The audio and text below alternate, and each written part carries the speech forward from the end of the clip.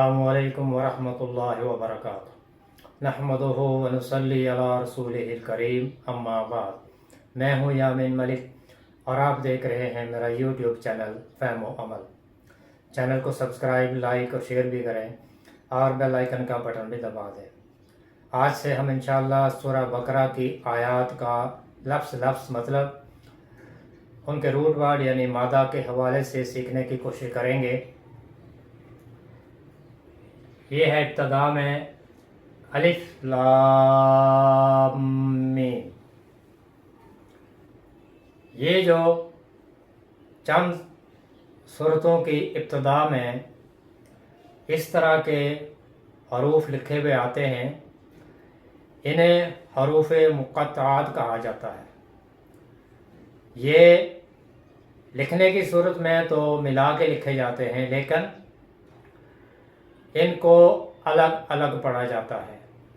जैसे यहाँ पर है अलिफ अलग है, लाम और मीम ये मिला के लिखे गए हैं, लेकिन पढ़ने की सूरत में अलिफ लाम मीम तीनों हरूफ को अलग अलग पढ़ा जाएगा।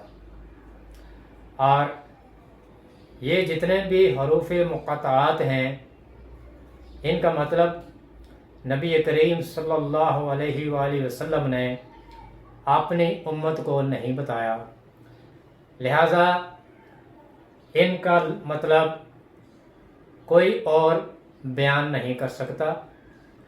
फिर नबी करीम सल्लल्लाहु अलैहि वसल्लम ने कुरान की तिलावत की अहमियत के हवाले से ये फरमाया कि अलिफ लाम मीम मैं ये नहीं कहता कि ये एक हर्फ है, बल्कि अलिफ एक हर्फ है, लाम एक हर्फ है और मीम एक हर्फ है, और हर हर्फ पर 10 नेकियों का सवाब है। तो इन 3 हरूफ पर 30 नेकियों का सवाब मिलता है। नबी करीम सल्लल्लाहु अलैहि वसल्लम ने तलावत की अहमियत बयान करते हुए अपनी उम्मत को ये बताया। उसके बाद ज़ालिका ये इस्म इशारा है, और ये करीब के लिए भी इस्तेमाल होता है और दूर के लिए भी, इसलिए कि इसके बाद अल किताब है, और अल किताब कुरान को कहा जाता है। तो कुरान हर जगह पे हर मुल्क में मौजूद है, करीब भी है दूर भी है, लेकिन वो एक ही किताब है, अलग अलग किताबें नहीं हैं। ये अल किताब ये एक ही किताब है।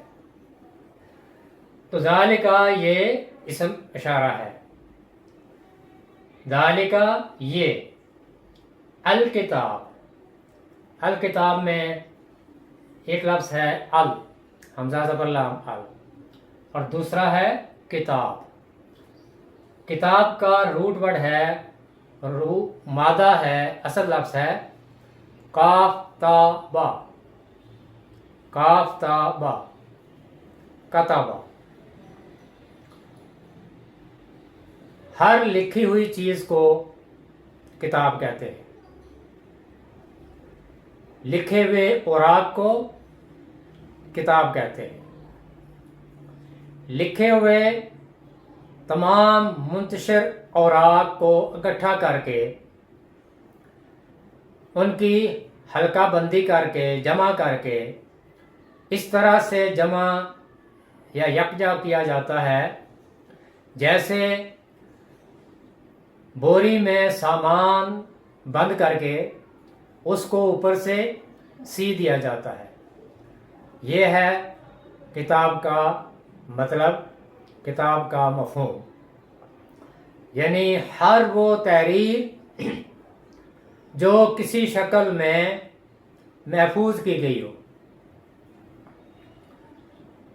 अब वो तहरीर चाहे औराक पर हो, चाहे तख्तियों पर हो, पत्थरों पर हो, चमड़े पर हो, हड्डियों के ऊपर हो, हर तरह की तारीफ वो किताब कहलाएगी। यानी हर तरह की लिखी हुई चीज़ को किताब कहते हैं।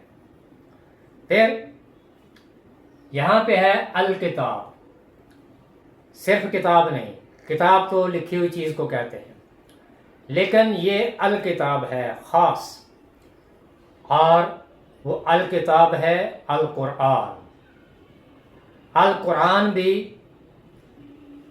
23 साल के अरसे में थोड़ा थोड़ा करके नबी करीम सल्लल्लाहु अलैहि वसल्लम के दिल पर उतारा गया, और फिर इसको एक किताबी शक्ल में जमा किया गया, इसलिए इसको भी अल किताब कहा जाता है।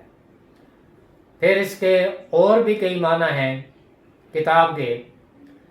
किताब का माना फैसला भी है, हुक्म भी है। फिर कुरान में कुतिबा ये लफ्ज़ आया है, और कुतिबा का मतलब है फ़र्ज़ किया गया, वो चीज़ जो फ़र्ज़ की गई है, जो लाजम की गई है। जैसे रमज़ान के रोज़ों के बारे में कहा गया कि रमज़ान के जो रोज़े हैं वो फ़र्ज़ किए गए हैं। कुतिबा अलैकुमुस्सियाम, तुम पर रोज़े फ़र्ज़ किए गए हैं, और ये रमज़ान के रोज़े हैं। इसके अलावा इसी लफ्ज़ से कातिब भी है। कातिब कहते हैं लिखने वाले को। कोई तहरीर लिखने वाला जो होता है उसे कातिब कहा जाता है। और फिर लिखी हुई चीज़ को मकतूब भी कहते हैं।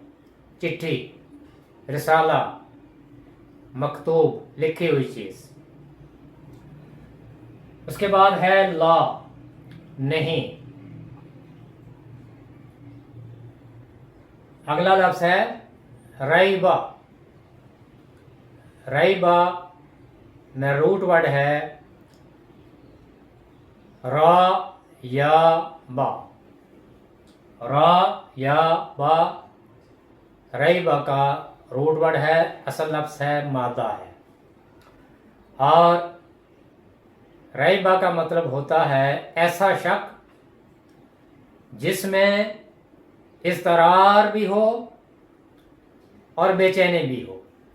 यानी ऐसा शक जिसमें इज़्तिरार का अंसर शामिल हो, जिसमें बेचैनी हो, जिसमें शक व शुबा हो, उस पर यकीन ना हो, उसे रैब कहा जाता है, यानी शक। फी ही, ये दो लफ्ज़ है, एक है फी और दूसरा है ही, दो लफ्ज़ है। फी का मतलब होता है मैं, लेकिन फी के साथ हमेशा जगह या ज़माने का जिक्र होता है। जैसे एक जुमला है मस्जिद में, तो मस्जिद यहाँ पे जगह है, यानी ज़र्फ़ मकान है। और फिर एक और जुमला, मसलन चंद साल के अरसे में, तो चंद साल के अरसे में साल जो है ये ज़माना है, इसे कहते हैं ज़र्फ़ ज़मा।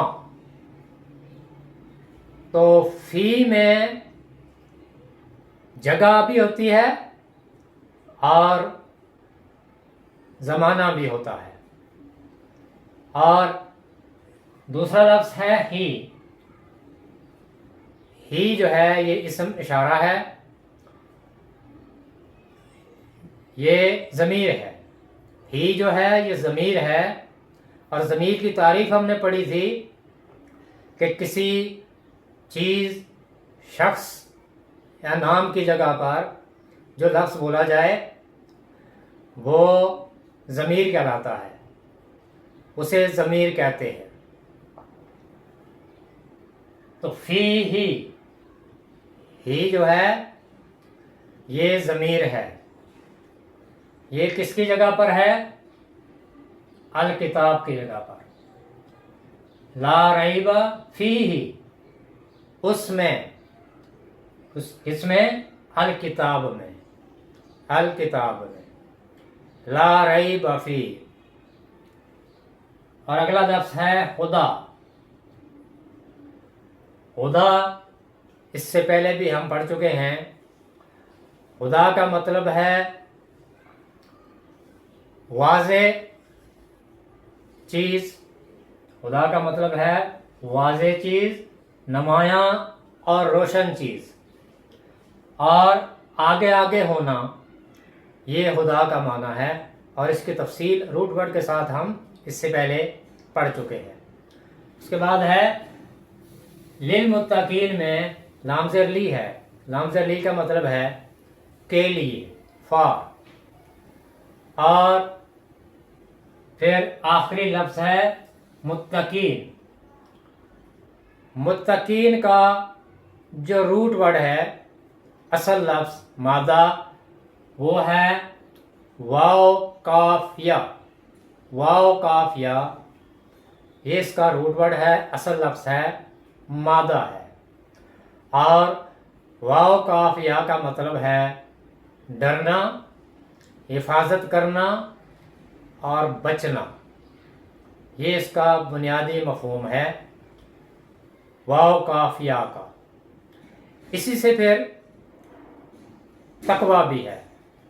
تقویٰ کا روٹ ورڈ بھی یہی ہے، اور تقویٰ کا مطلب ہے بچاؤ، حفاظت، گناہوں سے بچنا،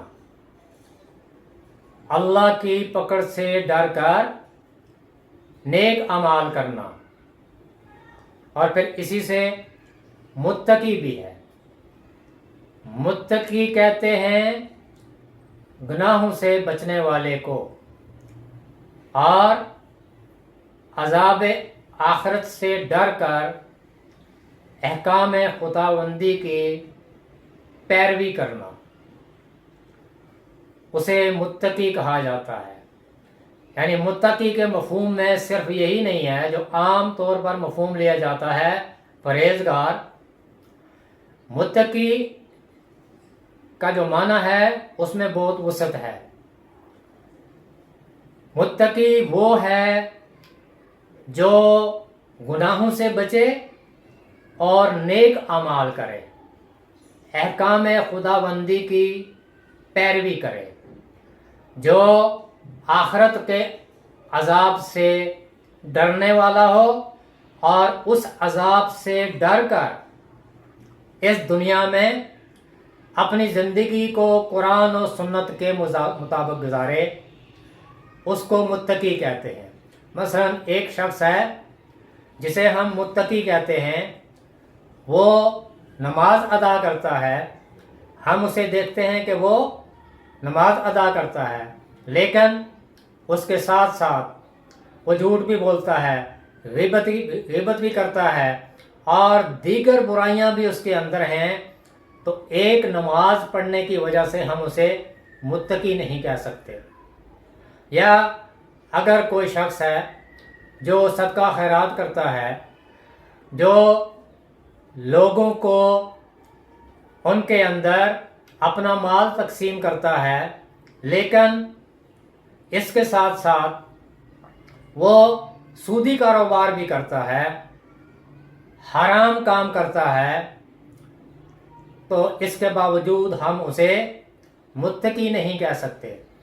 متقی کی تعریف ہی یہ ہے کہ جو اس دنیا میں رہتے ہوئے اپنے آپ کو گناہوں سے بچائے، گناہوں سے اپنے آپ کو بچانے والا، اور پھر نیک اعمال کرنے والا، اعمال صالح کرنے والا، وہ متقی اور پرہیزگار ہے، وہ تقوی والا ہے، وہ ڈرنے والا ہے، وہ اللہ کے قریب ہے۔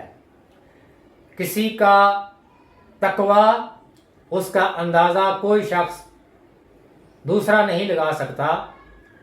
متقی وہ اپنا اندازہ، اپنا محاسبہ، اپنا جائزہ خود لے سکتا ہے کہ وہ کتنا اللہ کے قریب ہے، کیونکہ متقی وہ ہے جو اللہ کے قریب ہے، اور اللہ کے قریب وہ لوگ ہوتے ہیں جو اللہ سے ڈرنے والے ہوں، جو اللہ تعالیٰ کے احکامات کی پیروی کرنے والے ہوں، جن کے سامنے آخرت ہو، جو آخرت کے عذاب سے ڈر کر اس دنیا میں نیک اعمال کریں، گناہوں سے بچیں، وہ متقی ہیں۔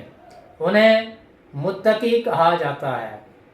یعنی مختصر متقی وہ ہیں جو نیک اعمال کریں اور اپنے آپ کو گناہوں سے بچائیں، اپنے آپ کو جہنم کی آگ سے دور رکھیں، وہ متقی کہلائیں گے۔ تو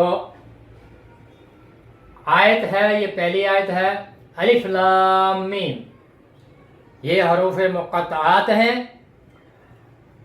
ذالک الکتاب، یہ ایک الکتاب ہے۔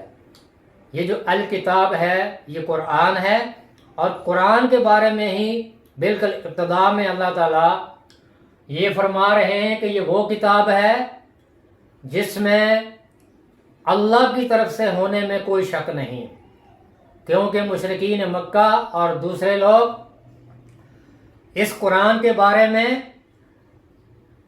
یہ اس طرح کا گمان رکھتے تھے کہ یہ قرآن اللہ کی طرف سے نہیں ہے، بلکہ اس کو خود نبی کریم صلی اللہ علیہ وسلم نے خدا نخواستہ گھڑا ہے۔